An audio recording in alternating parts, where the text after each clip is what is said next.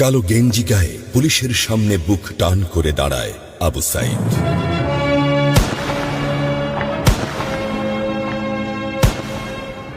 Police তাকে রক্ষা করার বদলে গুলি করে।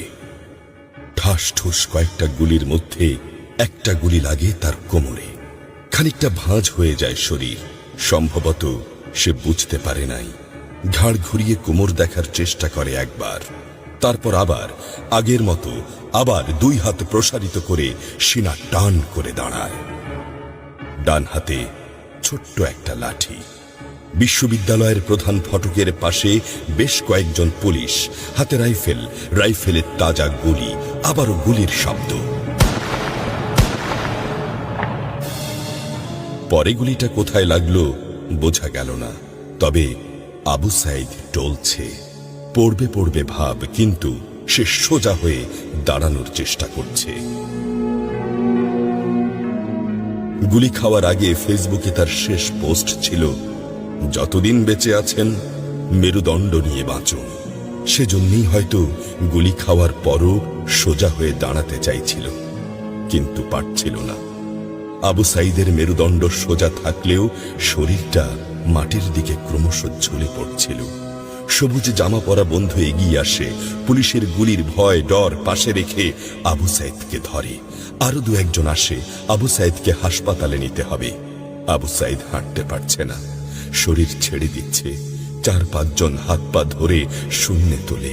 আবু সাইদ ঝুলছে আর রক্ত পড়ছে টপ টপ টপ। যে আবু সাইদ কিছুক্ষণ আগেও বুক চিতিয়ে দাঁড়িয়ে কোটা সংস্কার আন্দোলনে নেতৃত্ব দিচ্ছিল, সে এখন শূন্যে ঝুলছে, যেভাবে ঝুলছে মেধাবীদের ভাগ্য। রাত 10টার আগেই বাড়িতে যাওয়ার কথা ছিল আবু সাইদের। মা অপেক্ষা করছে, বোন অপেক্ষা করছে। তখনও তারা জানে না আবু সাইদের মৃত্যু সার্টিফিকেট লিখছে কর্তব্যরত ডাক্তার। নাম আবু সাইদ, পিতা মকবুল, ঠিকানা বাবনপুর, পীরগঞ্জ, রংপুর। বয়স 25। মৃত্যু কারণ আগমনের সময় মৃত্যু। তারিখ 16/7/24, রাত 8টা 5 মিনিট।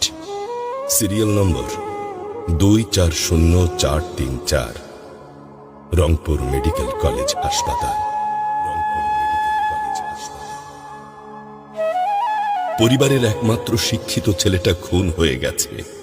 মা যখন জানল দুনিয়া কি আর ঠিক আছে তার কাছে, বিলাপ করে বলে, আমার ছেলেরে চাকরি না দিবি না দে, গুলি করলো কেন?